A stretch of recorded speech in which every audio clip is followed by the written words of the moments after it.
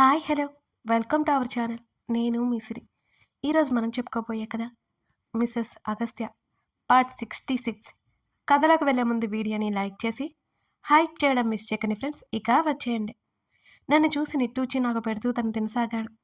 మా రావణి ఎంతో బుద్ధిమంతులా ఉన్నాడు. ఇలా అనుకున్న ప్రతిసారి తను రావణని ప్రూవ్ చేసుకుంటూనే ఉంటాడు. కాస్త ముందుకు వంగి నా పెదవి చివర అంటుకున్న అన్నం మెతుకు తన పెదవులతో తుడిచేశాడు. పనిలో పని ఒక టాటూ కూడా వేశాడు రాక్షసుడు. ఆ గదంతా వినిపించేలా అరిచాను. ఇడియట్, అలా అరుస్తావేంటి అన్నాడు కళ్ళు చిన్నవి చేసి చూస్తూ. అరవక పల్లికిలించాలా? అబ్బా, నిన్ను పొగుడుతానా? కాసేపట్లో నేను పొగిడిందంతా అబద్ధమని ప్రూవ్ చేస్తావు తెలుసా అన్నాను పెదవి తడుముకుంటూ కోపంగా. లాస్ట్ ముద్ద నా నోట్లోనే కుక్కేశాడు. అది నేను నములుతుండగానే గట్టిగా మరోసారి ముద్ద పెట్టుకున్నాడు. ఏడుపు మొహం వేసి చూశాను. తను లేచి వాష్రూమ్ వైపుకు వెళ్ళిపోయాడు. తను వెళ్ళను వెళ్ళను అంటూ నన్ను ఇంటికి పంపించడానికి ప్రయత్నం చేస్తూనే ఉన్నాడు. అందుకే నేను పర్సనల్ రూమ్లోకి వెళ్ళి బెడ్ మీద సెటిల్ అయ్యి ఓ నర్ప్ వేద్దామని అనుకున్నాను. తన గోల భరించలేక దిండులో ముఖం దాచుకున్నాను నేను. అప్పుడు గుర్తొచ్చింది నేను వచ్చి ఏదో అడగాలనుకున్నాను అనే విషయం. తను వర్క్లో ఉన్నాడని డిస్టర్బ్ చేయలేదు నేను. అలా ఆలోచిస్తూ ఎప్పుడు నిద్రపోయానో నాకే తెలీదు. దేవుడు నాకలా పడుకోగానే నిద్రొచ్చేసేలా వరమిచ్చాడు మరి. మంచం తగలడం ఆలస్యం గుర్రు పెడతాను నేను. నాన్ స్టాప్గా మరో 2 గంటలు కునికేశా. అగస్త్య లేపలేదు కానీ నాకు మెలకువ వచ్చింది. మై డియర్ హస్బెండ్, ఎక్కడున్నావు? నిద్ర మొహంతోనే గదిలో నుండి అరిచాను నేను. సరిగ్గా 5 నిమిషాల్లో లోపలికి వచ్చాడు. నా వైపు కొట్టేలా చూశాడు. ఎందుకలా చూస్తున్నావు? బుంగుమూతి పెట్టాలని ట్రై చేశాను కానీ నా వల్ల కాలేదు. ఇడియట్, బయట ఎవరైనా ఉన్నారేమో చూసుకోవా అని కసిరాడు అగస్త్య. ఎవరున్నారు బయట? ఆవలిస్తూ అడిగాను నేను. తన కళ్ళు ఇంకా చిన్నవవడం నాకు తెలుస్తూనే ఉంది. అయినా మనం పట్టించుకుంటే కదా. జుట్టు ముడిపెట్టుకుంటూ బెడ్ దిగాను. ఎప్పుడు నన్ను చేరాడో నాకే తెలీదు. నా చేతిని వెనక్కి పట్టి దగ్గరికి లాక్కున్నాడు అగస్త్య. మరో చేత్తో నా బుగ్గలు 2 వత్తి పెట్టాడు. ఏంటి ఎక్కువ చేస్తున్నావు? తను అడుగుతుంటే తన ఊపిరి వెచ్చగా నా ముఖానికి తాకుతోంది. తన దగ్గర ఉండడం వల్ల. కళ్ళు మాత్రమే ఎత్తి తన వైపు చూశాను నేను. నిన్నే అడుగుతున్నాను. నా నుదురికి తన నుదురు ఆనించాడు అగస్త్య. చాలా తక్కువ చేస్తున్నా. నా పాదాల మీద తన పాదాలు చేరిపోయాయి. వెనక్కి వాలి మెలిపెట్టిన నా చేతిని వదిలేశాడు అగస్త్య. నా చేతులు 2 తన మెడను అల్లుకున్నాయి. కూల్ చేద్దామని ట్రై చేయనకు తన చేతులు నడుము చుట్టూ వేయించుకున్నాను. మిస్టర్ అగస్త్య చక్రవర్తి గారు, తమరు మహామాయకాడు. అది తేలుద్దామని వచ్చాను. తమరు ఎలా చూసినా నేనేం భయపడను. ఎందుకంటే ఇక్కడ ఉంది శ్రీధ. భయం అనే ఎలిమెంట్ మనలో లేదు. తన గడ్డం మీద ముఖంతో అటు ఇటు అన్నాను. తన పెదవుల మీద అదోలాంటి నవ్వు. ఈ కన్నింగ్ స్మైల్ ఇస్తున్నాడంటే ఏం చేయబోతున్నాడు?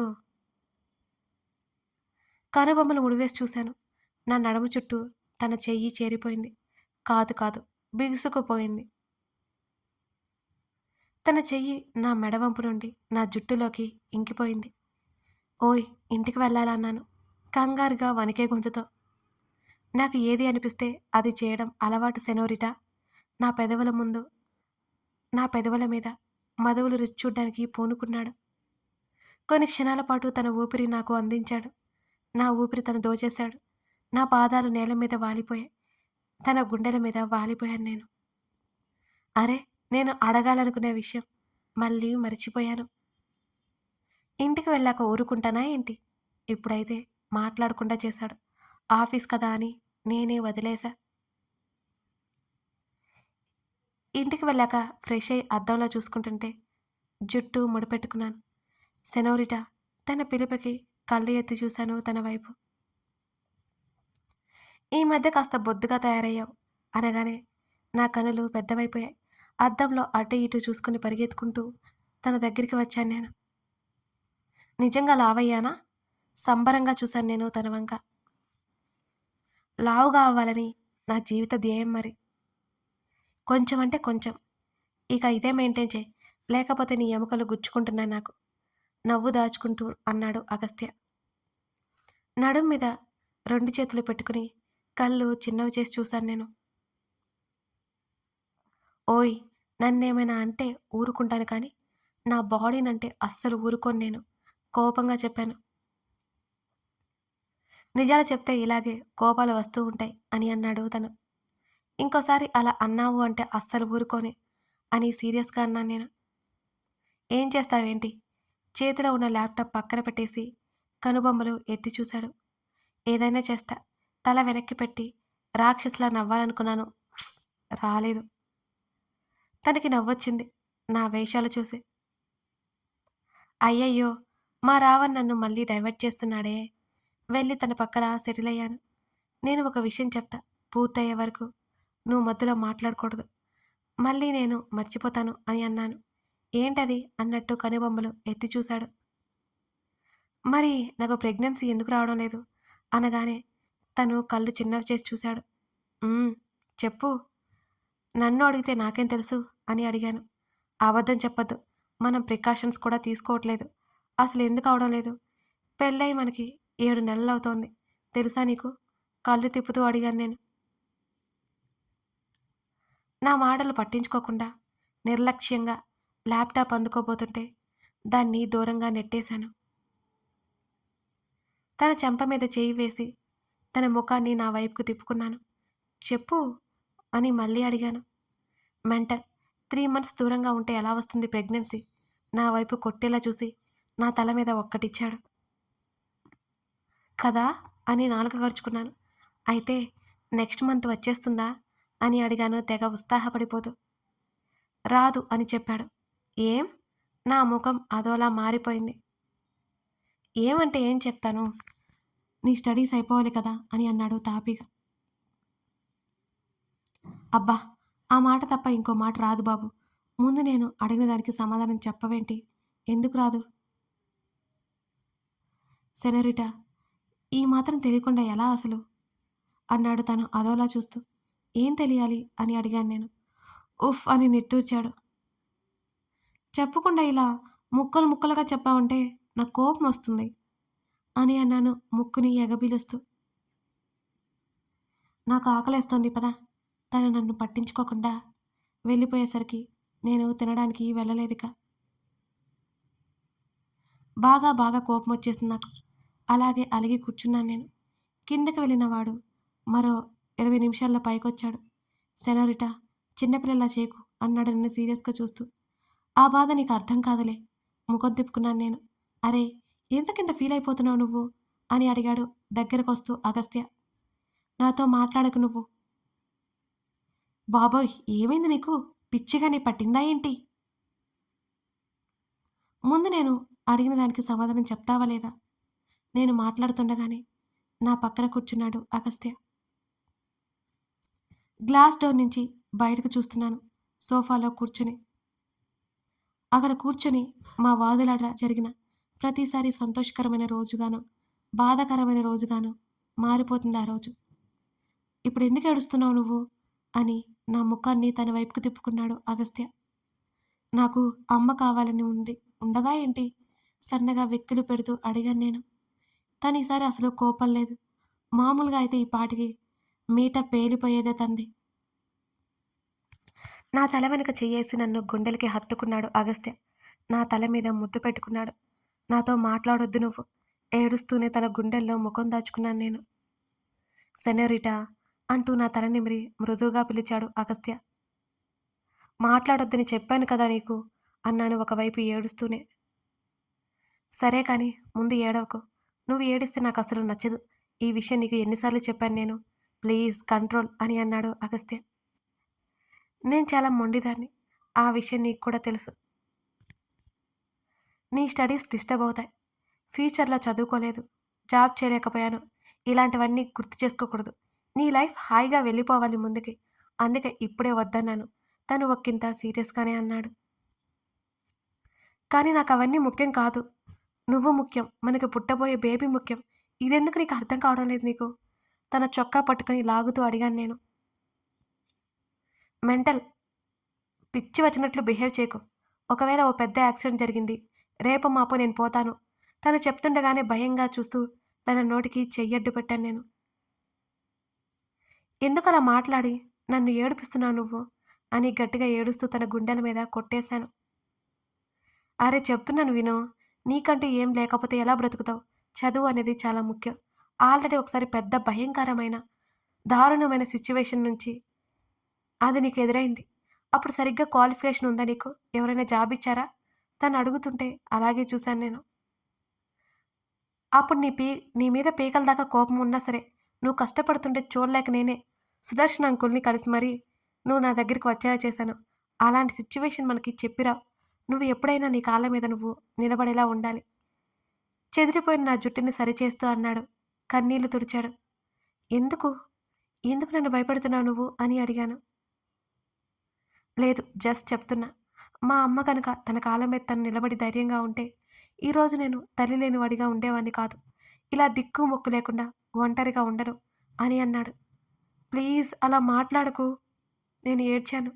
నిజాలు ఇలాగే ఉంటాయి సెలవురిటా. నువ్వెప్పుడు హ్యాపీగా ఉండాలి.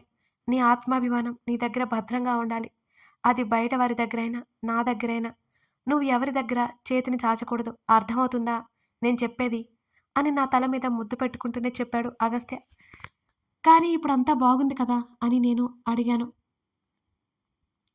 తిప్పి తిప్పి కొడితే 8 నెలల్లో నీ కాలేజ్ అయిపోతుంది. నీ వయసు 25 కూడా లేదు. అంత భయపడతావేంటి నువ్వు? చిన్న నవ్వుతా అడిగాడు అగస్త్య. అయినా నీ మీద నాకు కోపంగా ఉంది అని అన్నాను పెదవులు బిగించి. ముందుకు వంగి నా పెదవుల మీద ముద్దు పెట్టుకుని దూరం జరిగాడు. తన వైపు కోపంగా చూశాను నేను. ఐ లవ్ యూ చెప్తూ ముందుకు వచ్చాడు. తన మాటలకి నా కళ్ళు పత్తికాయలంతా అయ్యాయి. నేనేం చెప్తున్నాను, నువ్వేం చేస్తున్నావు? మళ్ళీ నా దారి నాదే, నా గోల్ నాదే. ఇక చేసింది చాలు గాని పద తిందాం. నా రెక్క పట్టి లాగుతూ అన్నాడు తను. నాకో ఆకల్లేదు, నువ్వు పో. నాకు కోపం తెప్పించక సెనోరిటా అని సీరియస్గా అన్నాడు తను. నాకు కూడా కోపం వస్తుంది. నేను నోరు మూసుకుని ఉండలేదా? తన వైపు ఉక్రోషంగా చూస్తూ అన్నాను. నవ్వేశాడు. ఎందుకో మరి నాకు అర్థం కాలేదు. తను సోఫా దిగిన వాడల్లా మళ్ళీ నా పక్కన కూర్చొని, ఇప్పుడు కనుక నువ్వు రాలేదు అనుకో, ఏం జరుగుతుందో నీకు తెలియదు అని బెదిరించాడు. ఏం చేస్తావు చేసుకో అన్నాను కోపంగా. ఉఫ్, నా పేషెన్స్ని టెస్ట్ చేయకు. అసహనం తనలో. నేనేం మాట్లాడకుండా పూర్తిగా కట్టని జరిపి గ్లాస్ డోర్ నుంచి బయటకు చూస్తున్నాను. చిందరవందరగా నా భుజాల మీద పడిన జుట్టుని వెనక్కి తోశాడు. అదంతా తీసి పైకి కొప్పు పెట్టాడు. నా తలని తన వైపుకు తిప్పుకున్నాడు. నీ ప్రాబ్లం ఏంటి అని అడిగాడు. అవును, నా ప్రాబ్లం ఏంటసలు? తను చెప్పాడు కదా వివరంగా. నా గోల్ ఏంటో నాకే అర్థం కాలేదు నిజానికి. నాకు బేబీ కావాలని ఉంది. తనేమో కెరీర్ అంటున్నాడు. అదే తేల్చుకోలేకపోతున్నాను నేను. నాకేం ప్రాబ్లం లేదు అని అన్నాను చివరికి. మెంటల్, ఇకరా ఏడ్చింది చాలు కాని అని అన్నాడు అగస్త్య. నువ్వు నాకింకా సమాధానం చెప్పలేదు అని అడిగాను. నిజంగా ఒక విషయం చెప్పనా? అడవుల్లో జంతువుగా పుట్టాల్సిందానివి. కొండజాతి వచ్చి నాకు తగిలింది అంటూ నన్ను 2 చేతుల్లోకి తీసుకున్నాడు అగస్త్య. నేను కొండజాతి జంతువులా పుట్టాల్సిందాన్నైతే నువ్వు కూడా అదే అన్నాను కచ్చగా. ఆ జాతి వాళ్ళు నీలాగే ఒప్పుకోరు అని అన్నాడు అగస్త్య. అంటే నీ ఉద్దేశం ఏంటి? నేను జంతువునా అని అడిగాను సీరియస్గా. నేను చెప్పలేదు, నువ్వే చెప్తున్నావు అని కిందకి తీసుకెళ్ళిపోయాడు నన్ను. సరే గాని ప్రెగ్నెన్సీ రాకుండా ఎలా మేనేజ్ చేస్తున్నావు అని అడిగాను. నా ప్రశ్నకు తన చేతులు ఖాళీగా లేవు కాబట్టి తల కొట్టుకోలేకపోయాడనుకుంటా. మెంటల్ ముఖం. నేనెప్పుడు మేనేజ్ చేశాను? నా వైపుకి ఉరిమి చూశాడు అగస్త్య. ఇందాకే కదా చెప్పావు ఇప్పుడప్పుడే ప్రెగ్నెన్సీ రాదని. కళ్ళు ఎగరేశాను లాజిక్ తీస్తూ. ఫస్ట్ టైం అనిపిస్తుంది నువ్వు మూగదానివైతే బావుండని. అప్పుడైనా నా చెవులకి చిల్లు పడకుండా ఉంటుంది అని ముఖం చిట్లించుకొని చెప్పాడు. ఈసారి తన ఛాతీ మీద కొరికేశాను. నువ్వు ఎలుక జాతివి కాదు, అంతకు మించి అన్నాడు నా వైపు కొట్టేలా చూస్తూ అగస్త్య. నేను గర్వంగా నవ్వేశాను. తనే ఫుడ్ తినిపిస్తుంటే హాయిగా తినేశాను. నా బంగారు కొండ, నా బుజ్జి కన్నా ఎంత మంచివాడు. అనవసరంగా చిరాకు తెప్పిస్తున్నానా అనిపించింది నాకు. లేదులే, నేను సరిగ్గానే ఉన్నాను. తనే సరిగ్గా లేడు. సరైన దారిలో పెట్టాలి తన్నే. ఈసారి నన్ను ఎత్తుకు తీసుకెళ్ళలేదు. నేను తినేశాను. తన పని అయిపోయింది. ఎంచక్కా రూమ్లోకి వెళ్ళిపోయాడు తను.